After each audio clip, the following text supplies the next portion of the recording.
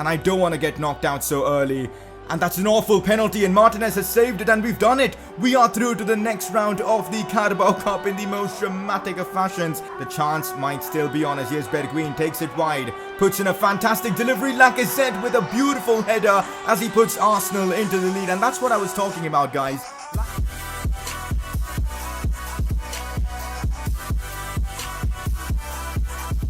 Hey guys, how's it going? It is S2G and welcome to episode number 5 of the Arsenal Career Mode series, and we've got a lot to do in today's episode. As of now, we are top of the Premier League with 19 points, 3 above Everton, and I intend to keep it this way. We're on a 6-game win streak in the Prem, and let's keep it going to remain at the top of the Premier League. We've also got the round of 16 of the Carabao Cup. That should be an interesting game against Bournemouth. Hopefully you guys are enjoying this Arsenal Career Mode, and if you guys are, a like would be fantastic. Let's try and smash out 1,000 likes, and also if you're new around here, make sure to subscribe for more FIFA 19 Career Mode content. I just want to thank you all for your unbelievable support on the channel lately, because it's actually crazy. We've just hit 90,000 subscribers. That's a very big milestone for me, and we are getting really close to hitting that 100k mark, and hopefully we'll get there soon. So thank you all for your support on this channel. A quick talk about Hudson-Odoi. So as you guys know, I'm recording this career mode on the PC version of FIFA, and because of that,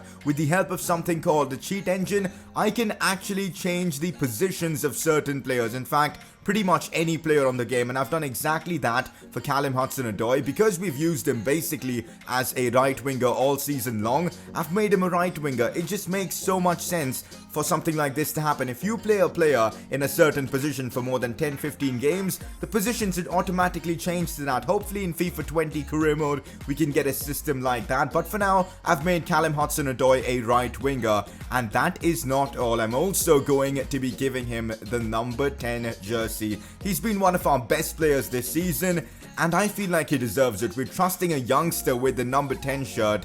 It's a lot of pressure, but I feel like Hudson-Odoi, with the kind of form he's in, can deal with it. It's a risk, but let's see how it goes. Starting off the episode with a press conference, and this has basically become a ritual now on the channel, and if you guys want to get involved, make sure to drop in your questions down in the comment section below.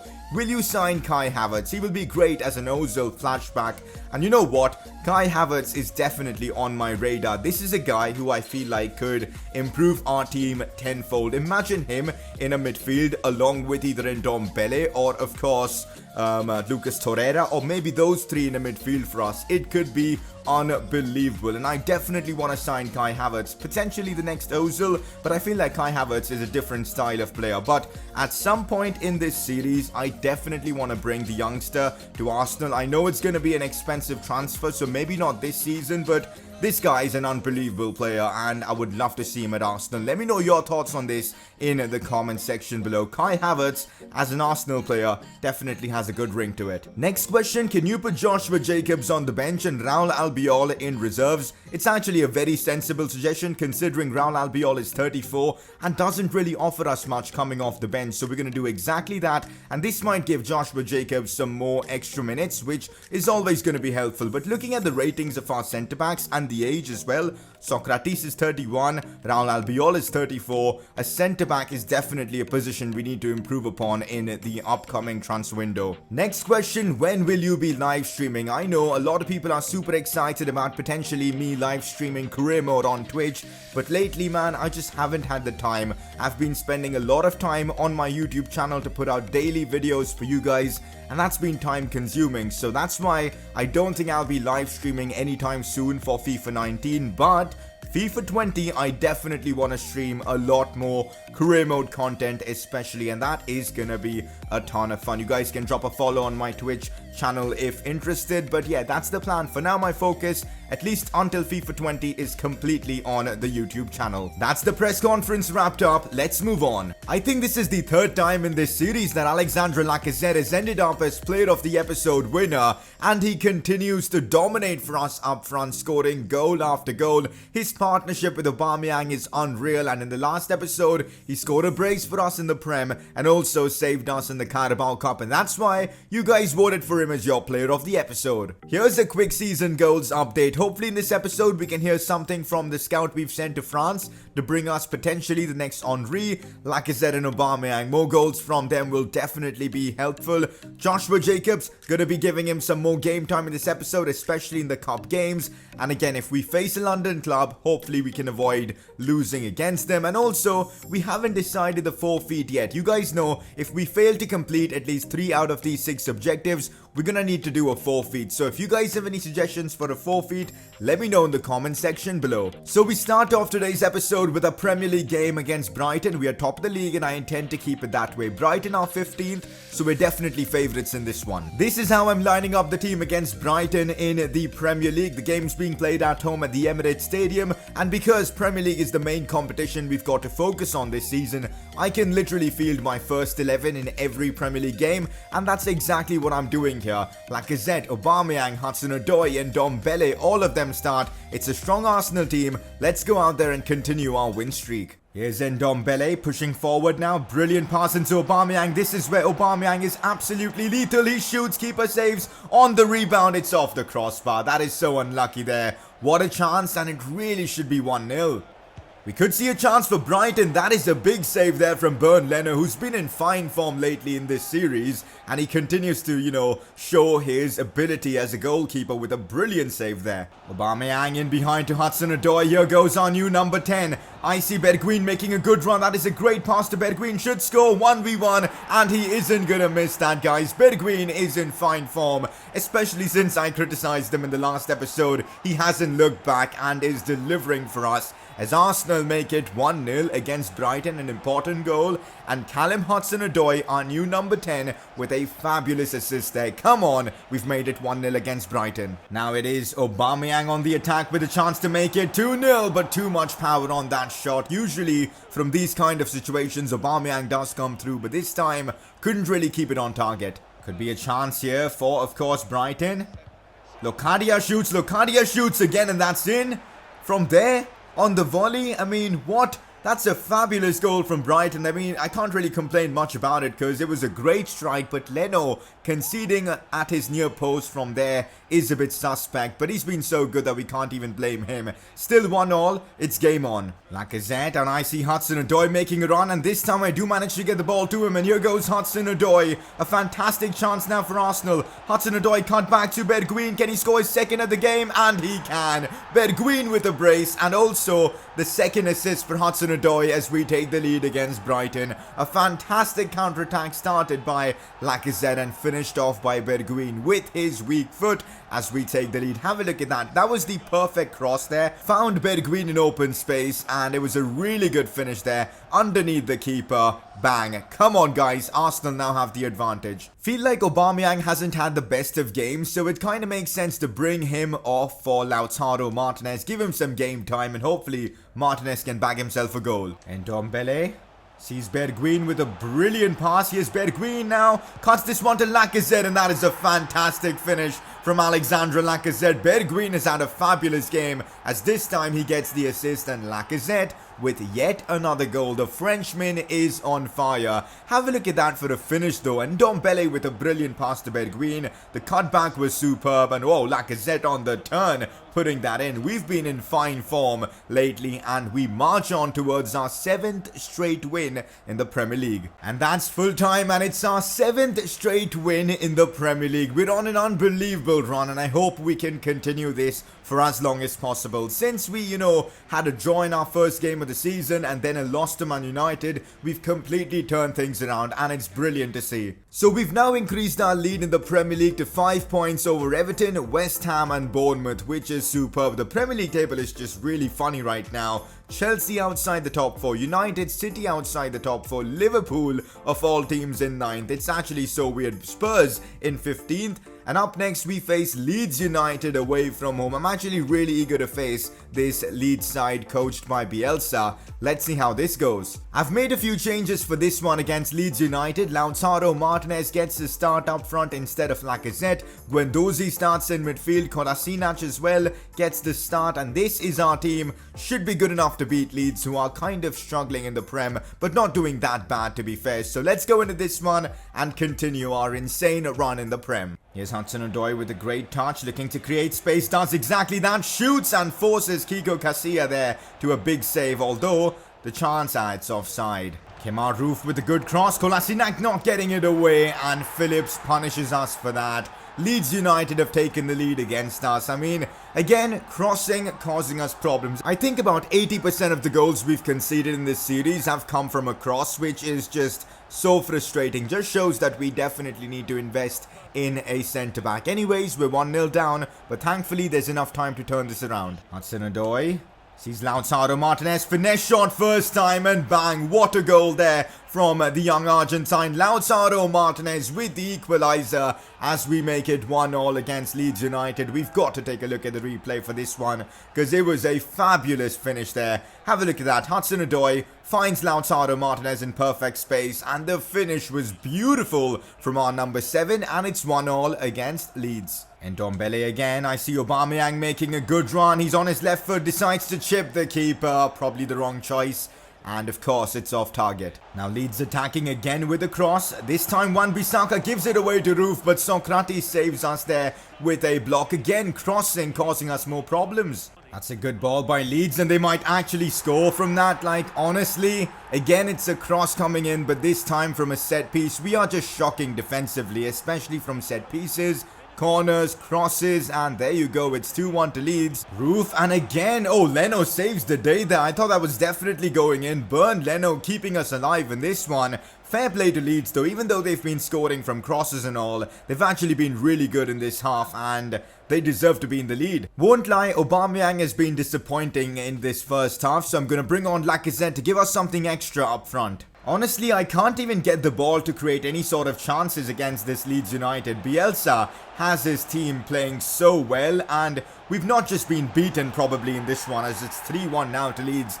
We've been outplayed by Bielsa's Leeds United. It's 3-1, and I can't see myself coming back into this game. They've been too good. And it's full time in this one against Leeds, and they have beaten us 3-1. They've outclassed and outperformed us, and Bielsa's men have really come through against us, and our insane run in the Premier League has come to an end. I mean, it had to come to an end. I mean, like, we could not have gone the entire season unbeaten. Anyways, a tough night for Arsenal. Well, that defeat against Leeds has definitely complicated stuff in the Premier League, as West Ham are now just a couple of points behind us, with Chelsea being 3 points and Man City back in the top 4. The Premier League table makes a lot more sense now. For now though, we've got Carabao Cup action as we face Bournemouth away from home.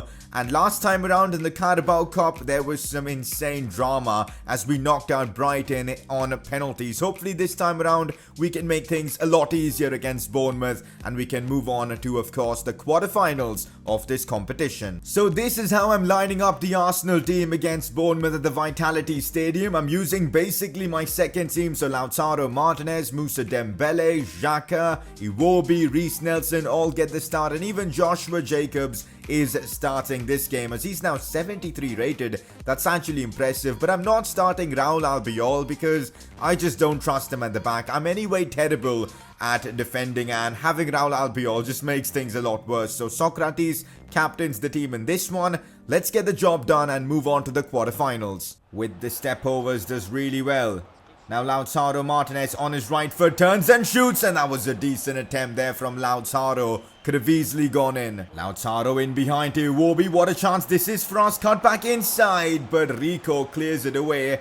That was a big chance that we probably should have taken. Not good, as we've got Bournemouth pushing forward with a big chance here, and they've actually scored. It's 1-0 Bournemouth, and we're a goal down to them. And I kind of feel hard done by, because I feel like we've had more chances so far in these first 30 minutes. But Bournemouth capitalized with their chance, and that's why they're in the lead. Finds Lautaro Martinez, shoots, and wow, that was a good attempt and could have easily got us back into the game. Still 1-0 Bournemouth, but we are trying. Corner, it feels like ages since we've actually scored from a corner. Could this be the chance? Socrates' header is just wide. Not good, guys, as Joshua King might have an opportunity to make it 2-0, but thankfully Emiliano Martinez comes through with a big save there, denying King the goal and keeps us alive in this tie. I think we need this man to save us once again, and that's why Lacazette is going to come on for Moussa Dembele, and also Iwobi hasn't been impressive, so we're going to bring on Hudson-Odoi, put him on the right, right and Reece Nelson on the left. Hope this works. Finds Guendouzi again. It looks like Bournemouth are defending for their lives. Although Lacazette gets a chance now. Finds space, shoots and scores.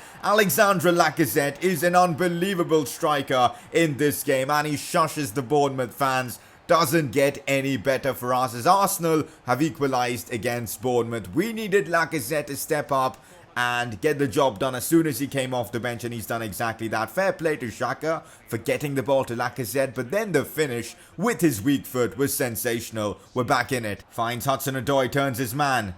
Still Hudson-Odoi, inside to Lacazette. Now Lautaro Martinez. Oh, that's a brilliant attempt. Lautaro, no, on the rebound. Cook clears it away. That was superb there from Lacazette and Lautaro Martinez, but unfortunately not a goal that came off the post. It's now Guendouzi. Chance to unleash maybe. Finds Lautaro, who takes a touch, shoots, and it takes a big deflection. We are getting so close to the second goal of this game. Inside to Lautaro. What a chance this is. Lautaro Martinez, what's he done there? I went for the timed finesse shot, but I completely messed it up. And that's why we couldn't score from that. That was a golden chance for Lautaro. Oh my god, they've got Bentner.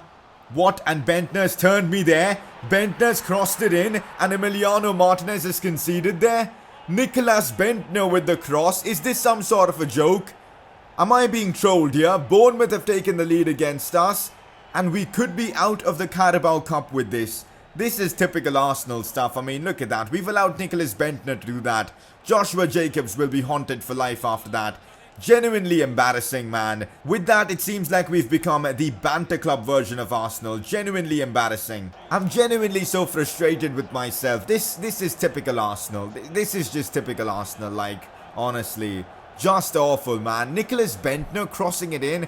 How do I even defend crosses, man? I have no idea. Anyways, that's our Carabao Cup journey done and dusted. Genuinely embarrassing. Anyways, we do have a bit of good news here as our scout that we sent to England has got us some decent options like Max Bailey. He looks pretty good. We're going to sign him up to, of course, the academy. And also, Nicholas Kelly looks pretty decent. We'll sign him up as well. The rest are pretty average. Okay, this is extremely promising. The scout we sent to France has got us Pierre Cartier, a 17-year-old guy with 76 to 94 potential. Now, this guy could help us complete the, of course, next Henry challenge. There's hope. None of the other Frenchmen are good enough, so we're going to sign Pierre Cartier to, of course, the first team, the academy actually, and we'll just see how things go, but good signs indeed. Here's a quick update on the players that we've got in our academy already. Out of them, Isaac Wright is definitely the best one. 84 to 94 potential. He's already 61 rated. This guy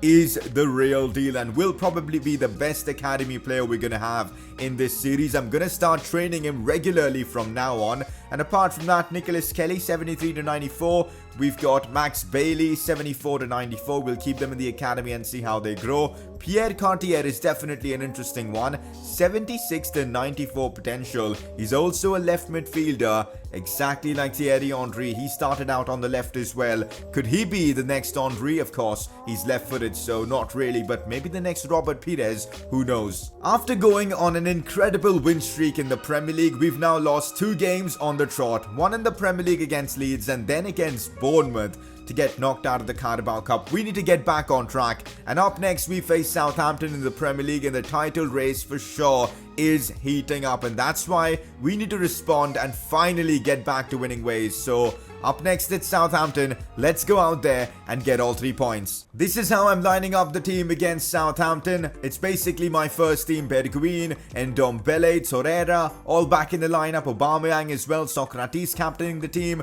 From now until the January transfer window, we've only got Premier League games, and that's why we need to make most of this moment and just try and get as many points on board as possible. As I said, because we don't have European football and now no Carabao Cup games as well, we can put all our focus into the Premier League and try and win it this season. So that's exactly what we're going to do. Let's first try and get back to winning ways against Southampton. The first half has almost come to an end and we've barely been able to create any sort of chances. In fact, now they've got a chance to score, and on the rebound they're actually going to score. Southampton take the lead. I have no idea what's happening here, but Arsenal are crumbling. Like, honestly, we were in such good form and then we lost to Leeds. Then we got knocked out in the Carabao Cup and now we're a goal down to Southampton. Something needs to change, otherwise things aren't looking up for the club. And Ndombele, now it's Callum Hudson-Odoi with a chance. Hudson-Odoi, we need him to step up now. Still Hudson. Finds Lacazette now with a big chance. He couldn't do much from there. And it's half time. That's what I'm talking about, guys. We're barely able to do anything against Southampton. And it's a home game at the Emirates. We've been disappointing. Hopefully the second half will be a bit different. Come on, maybe something from this attack. Aubameyang. Now finding Lacazette. Go on, Aubameyang. This is it. We need to score from this. Aubameyang. Down the wings. Still Aubameyang. We cannot do anything, man. I don't know what to say. I'm just not playing good FIFA at all. And Ndombele now pushing forward. This does give me a bit of hope. Now it's Aubameyang. What a chance for him.